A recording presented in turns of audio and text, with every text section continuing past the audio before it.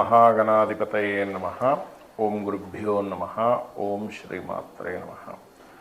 పరమేశ్వర స్వరూపమైనటువంటి జ్యోతిష, వాస్తు మరియు ఇతర అనేకమైనటువంటి శాస్త్రములను మనకు అందించినటువంటి మహర్షులకి నమస్కారం. హయగ్రీవ హయగ్రీవ హయగ్రీవేతి యోగధేత్ తస్య నిస్సరతే వాణి జహ్నుగన్యా ప్రవాహవత్. అరుణాం కరుణాతరంగితాక్షీం ధృతపాశాంకుశపుష్పబాణచాపాం అనిమాదిభిరావృతాం మయూకైః అహమిత్యేవ విభావయే భవానీం. శ్రీమాత్రే నమః. ప్రేక్షకులకి ఆ లలితాంబిక అమ్మవారి యొక్క అనుగ్రహం పరిపూర్ణంగా కలగాలని మనస్ఫూర్తిగా కోరుకుంటూ మనం ఈరోజు చాలామంది ఈ కొత్త సంవత్సరం వస్తుంది, మాకు ఆదాయ వ్యయాలు ఇలా ఉంది, లేకపోతే మాకు ఏళ్ళనాటి శని జరుగుతుంది, అర్ధాష్టమ శని నడుస్తుంది, అష్టమ శని రాబోతుందని భయపడుతున్నారు. అయితే మీకు ఆంగ్ల సంవత్సరం మారినా లేనట్లయితే ఉగాదికి మన ఇప్పుడు రాబోయేటువంటి శ్రీ విశ్వవసునామ సంవత్సరం వస్తున్న, గతంలో వచ్చినటువంటి క్రోధినామ సంవత్సరం వచ్చిన, మొట్టమొదటిగా మీరు అర్థం చేసుకోవాల్సింది ఏంటంటే గ్రహాలు మారినప్పుడు దాని యొక్క ప్రభావం కొంత ఉంటుంది, ఉండదని కాదు. ఇది గోచారంలో. కానీ మీ పర్సనల్ చార్ట్లో ఎలా ఉంది, అసలు మీరు ఎటువంటి పాటిస్తే ఏ లగ్నం వారు ఎటువంటి ఇబ్బంది లేకుండా హాయిగా సంతోషంగా లాభదాయకంగా ఉంటారు, ఏ లగ్నం వారు లేదా లగ్నం తెలియని వారు రాశివారు అనే విషయాన్ని ఇప్పుడు మనం తెలుసుకుందాం. మీన లగ్నము, మీన రాశి, మీనం వారికి కనుక చూసుకున్నట్లయితే ప్రధానంగా ఇక్కడ మీకు ఇందులో ఉండే నక్షత్రాలు ప్రధానంగా తీసుకుంటే పూర్వాభాద్ర 4వ పాదము, ఉత్తరాభాద్ర మరియు రేవతి నక్షత్రాలు ఉంటాయి ఇందులో. అయితే ఏ నక్షత్రం వారు ఎవరిని ధ్యానిస్తే హ్యాపీనెస్ ఉంటుంది, మనసు స్థిమితంగా ఉంటుంది అనేటువంటి విషయాలు చెప్తుంది. నేనైనప్పటికీ కూడా చెప్పిస్తుంది సాక్షాత్ అమ్మవారిగా భావిస్తూ ప్రధానంగా ఇక్కడ పూర్వాభాద్ర నక్షత్రం వారు దత్తుణ్ణి జయ గురుదత్త, శ్రీ గురుదత్త అనే నామస్మరణతో ధ్యానం చేయండి. అలాగే ఉత్తరాభాద్ర నక్షత్రం వారు శివుణ్ణి, రేవతి నక్షత్రం వాళ్ళు ఓం నమో నారాయణాయ, ఉత్తరాభాద్ర నక్షత్రం వారు నమశివాయ అనే నామస్మరణ చేయండి. తద్వారా మనసు కకలావికలం చెందకుండా స్థిరంగా ఉండడం వల్ల సరైన నిర్ణయాలు తీసుకోవడం ద్వారా మీరు విజయాన్ని పొందుతారు. ఇక మీకు రాశిలో ఇంతకాలం రాహు ఉండి ఇప్పుడు జూన్ నుంచి రాహు 12లోకి వెళ్తాడు. దీని ద్వారా విదేశీ యోగాలు ఉంటాయి. కాకపోతే రాశిలోకి శని వస్తుందండి, అమ్మో ఇంకేమిటి అయిపోయిందని భయపడుతుంటారు. ఏమి టెన్షన్ పడకండి. శని శ్రమకారకుడు మాత్రమే. చాలాసార్లు చెప్పాను, ఏళ్ళనాడు శని, అర్ధాష్టమ అష్టమ శని జరిగిన వాళ్ళు సీఎంలు పిఎంలు అయ్యారని చాలా ఉదాహరణలు చెప్పాను. కాబట్టి టెన్షన్ ఏం పడకండి. కాస్త బద్దకించడం మానేసి మధ్యాహ్నం పూట నిద్రపోవడం తగ్గించి, నిద్ర వస్తూ ఉంటుంది శని వల్ల, కాస్త మందుడు కాబట్టి పోస్ట్ పోన్ చేయకండి. ఏ పని కూడా చురుగ్గా ఉండండి, కాస్త జిమ్లకు వెళ్తూ ఉండండి, ఆలోచిస్తూ ఉండండి. అలాగే మరొక విషయం ఏంటంటే ఇక్కడ మొదటి 2 నెలలు మాత్రం ధన సంబంధించిన విషయంలో కొంచెం జాగ్రత్తగా ఉంటూ, మీకు ఎలాగో రాహుకేతులు మారుతున్నారు, సప్తమంలో ఉండే కేతువు ఎప్పుడైతే మారుతున్నారో జూన్ తర్వాత పార్ట్నర్షిప్స్ కానీ వివాహ సంబంధించిన విషయాలు కానీ నిర్ణయం తీసుకోండి. అలాగే 4లోకి గురువు వెళ్తున్నందుకు కొత్తగా ఏదైనా ప్రాపర్టీస్ తీసుకోవడము, కొత్తగా ఏదైనా కోర్సెస్ చేయడము ఇటువంటివి జరుగుతాయి.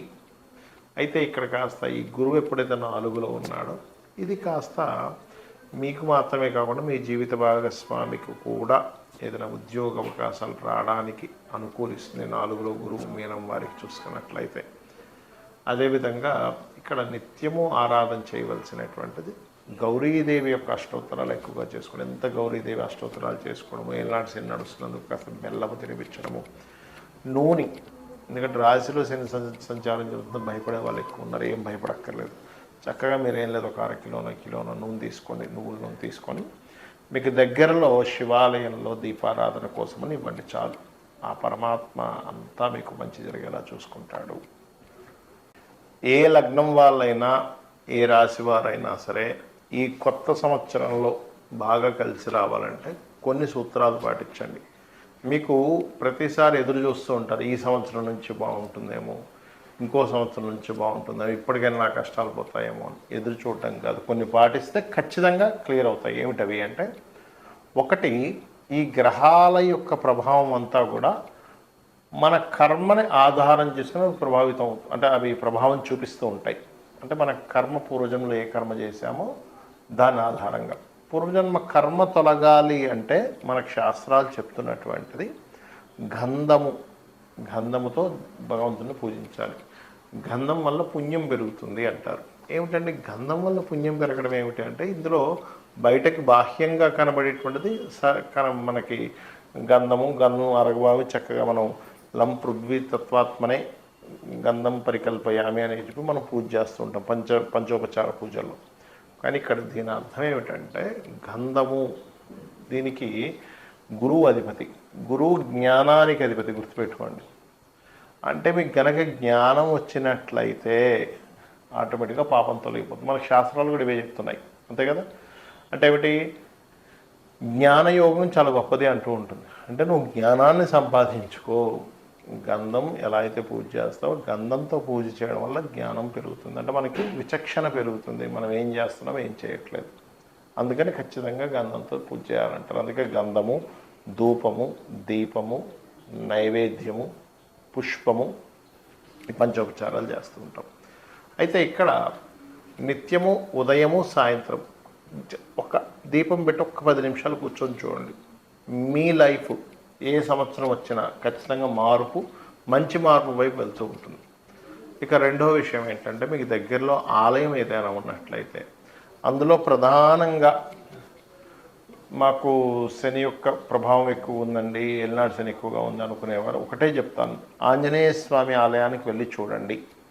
లేదండి నాకు దగ్గరలో ఆంజనేయ స్వామి ఆలయం లేదు, చక్కగా స్కందుడి ఆలయం ఉంటుంది, సుబ్రహ్మణ్యేశ్వర స్వామి, లేదా అది కూడా లేదు పోనీ గణపతి, అది కూడా లేదండి కనీసం రావి చెట్టు ఉందనుకోండి. ఎందుకంటే రావి చెట్టుకి శాస్త్రాల్లో కర్మ విపాకం లాంటి గ్రంథముల్లో చెప్పినటువంటిది ఏమిటి అంటే చాలా స్పష్టంగా అందులో బ్రహ్మ విష్ణు శివాత్మకమైనటువంటిది అని చెప్పడం జరిగింది. కాబట్టి రావి చెట్టు చుట్టూ చక్కగా ప్రదక్షిణం చేయండి. రావి చెట్టు వేప చెట్టు కలిసి ఉన్నదైనా పర్వాలేదు, లేదా నరసింహస్వామి ఆలయం అయినా పర్లేదు, లేదా అమ్మవారి ఆలయం. ఎందుకంటే ఒకే పరమాత్మ ఇన్ని రూపాల్లో ఉన్నాడు, గుర్తుపెట్టుకోండి. అయితే మరి ఇవే ఎందుకు చెప్పారండి, ఇంకా వేరేవి కూడా చెప్పొచ్చు కదా, ఇంకా చాలా ఉన్నాయి కదా అంటే శని యొక్క ప్రభావాన్ని, మీ కర్మ యొక్క ప్రభావాన్ని తగ్గించేటువంటిది వీటికి ఉంటుంది. ఎందుకు అంటే ఈ దేవతా ఆరాధనకి ఉష్ణ సంబంధించినటువంటి ఫైరీ రిలేటెడ్ సంబంధించినటువంటి ఇప్పుడు ఆ తత్వం ఉంటుంది. ఇప్పుడు శని భగవానుడి యొక్క ప్రభావం ఉంది అనుకోండి ఉదాహరణకి, దాని గురించి టెన్షన్ పడకండి, చెప్తున్నాను నేను ఉదాహరణ. అది కోల్డ్, మీరు గమనించండి, ఎవరికైనా జన్మజాతకంలో శని ప్రభావం వారి మీద ఉందనుకోండి, వాళ్ళకి జలుబు చేయడం ఎక్కువగా, లేదా బద్ధకము, నీరసము ఇవి ఎక్కువగా ఉంటుంటాయి కామన్గా. సరే తర్వాత చేద్దాం, పోస్ట్ పోన్ చేయడం, ఇది కోల్డ్ రిలేటెడ్ సంబంధించింది, ఇది హీట్ రిలేటెడ్ సంబంధించింది. హీట్ ఎక్కడైతే ఉంటుందో కోల్డ్ రిలేటెడ్ తగ్గుతుంది. అలాంటప్పుడు అందుకే ఏం చెప్తారు, ఎక్సర్సైజ్ చేయండి, వాకింగ్ చేయండి, ఏదైనా గేమ్స్ ఆడండి, ఇవన్నీ చెప్తూ ఉంటారు. ఎందుకు అంటే దాని ప్రభావం పోవాలి, మార్స్ రిలేటెడ్ ఎనర్జీ పెరగాలి అనేటువంటి భావంతో. సో ఏదైనా ఆలయానికి వెళ్ళడం, గోశాలకు వెళ్ళి గోవులకి ఏదైనా తినిపించడము, ఏదైనా ఆలయంలో సేవాది కార్యక్రమాలు జరుగుతుంటే అక్కడికి వెళ్ళి మీ సేవ ఏదైనా చేయడం. ప్రత్యేకంగా ఇప్పుడు మనకి ఈ ఎండాకాలంలో చలివేంద్రాలు అవి పెడుతూ ఉంటారు, లేకపోతే ఒక చిన్న కొండ ఒకటి పెట్టుకుని ఒక నీళ్ళు కావాలంటే కూడా ఇస్తూ ఉంటే కూడా పితృదేవతల యొక్క అనుగ్రహం కూడా కలుగుతుంది. పక్షులకి నీళ్ళని పెట్టడం, ఇవి చేశారంటే 100% మీది ఏ రాసైనా, ఏ లగ్నమైనా, ఏ నక్షత్రమైనా ఖచ్చితంగా మంచి ఫలితాలు మీరు పొంది తీరుతారు. శ్రీమాత్రే నమః.